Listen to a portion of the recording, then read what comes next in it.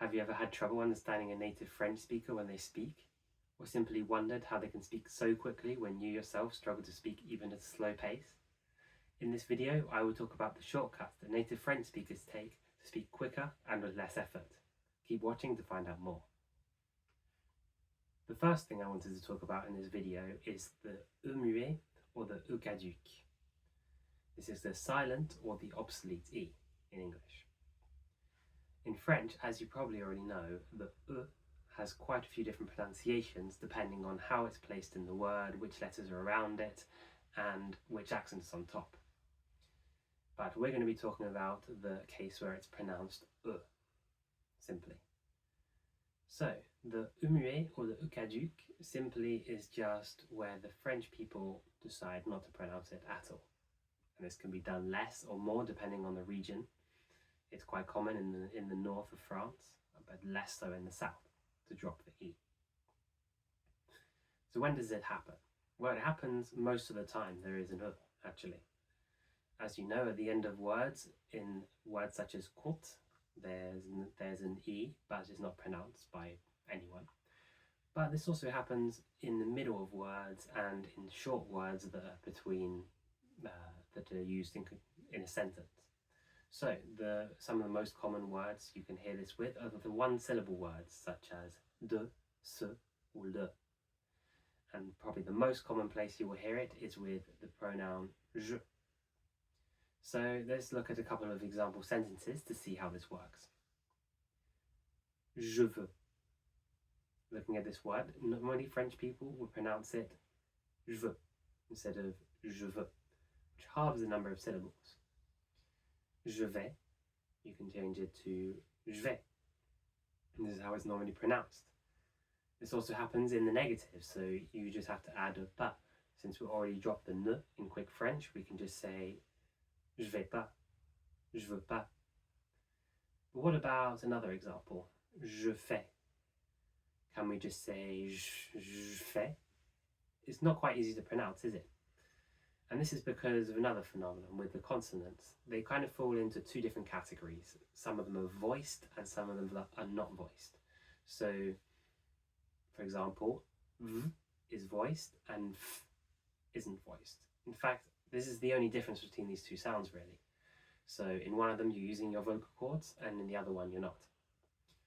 So when it is a voiced consonant, such as v, you can pronounce j normally because j itself is also voiced. But if it were an unvoiced consonant such as f, then you can no longer pronounce the j beforehand easily, since you would then have a voiced and an unvoiced right next to each other. We don't really like this. So what we do instead is just devoice the j and make it into a sh sound. And so instead of je fais, you would say je fais. Let's look at a couple of other examples. Je te dis.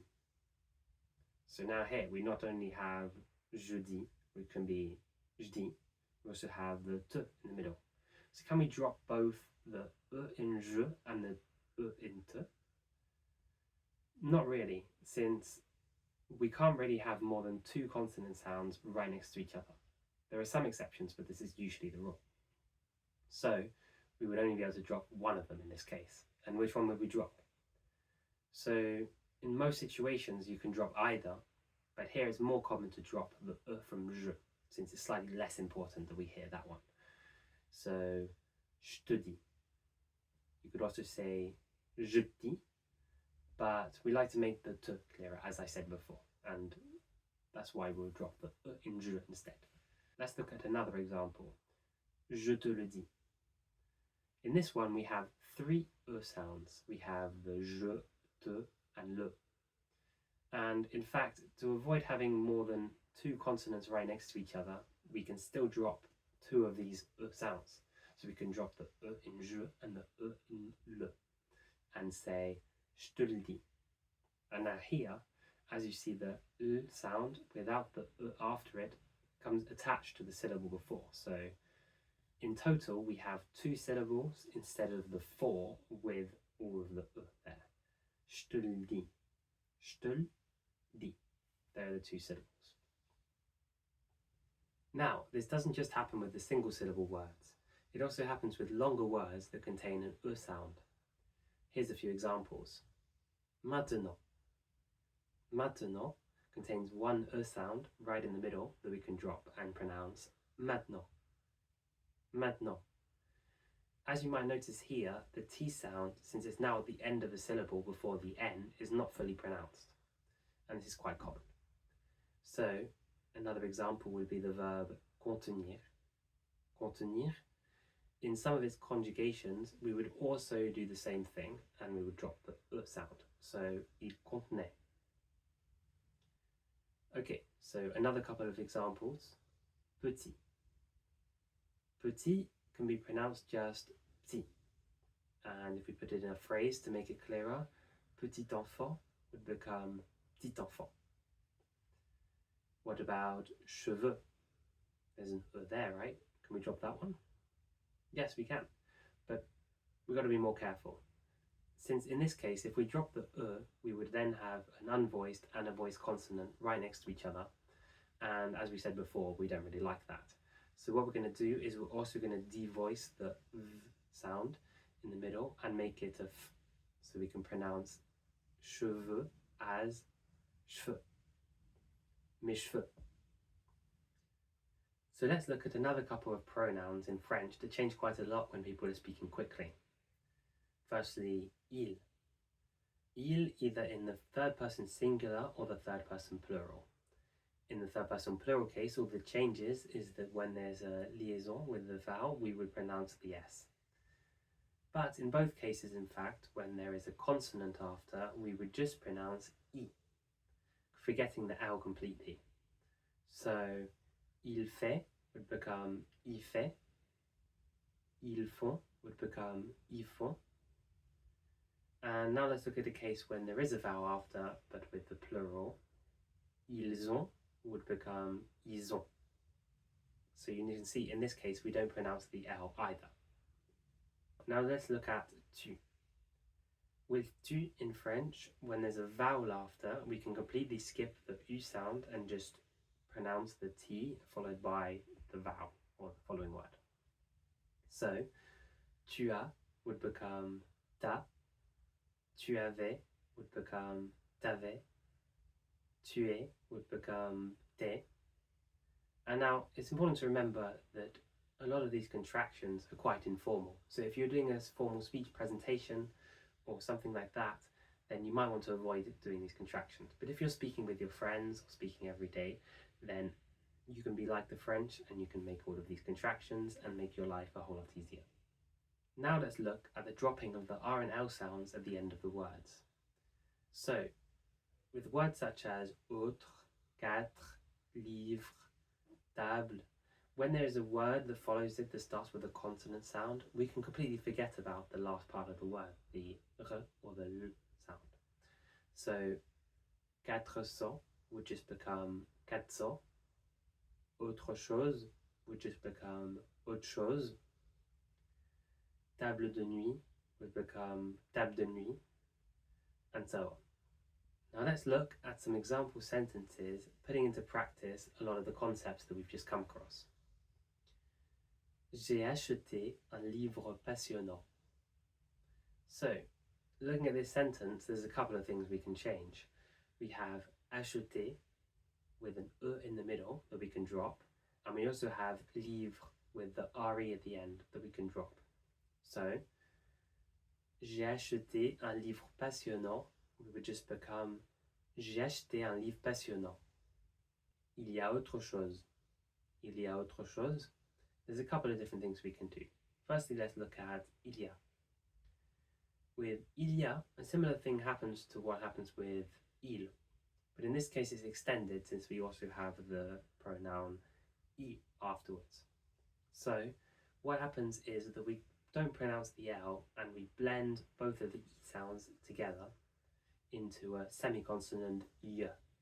So instead of il y a, it would just be ya.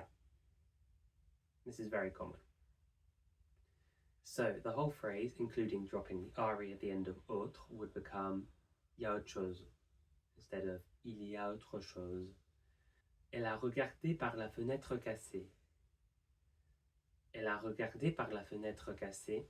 Let's look at each part of the sentence and decide whether we can do anything to make it quicker and easier to pronounce. Regarder.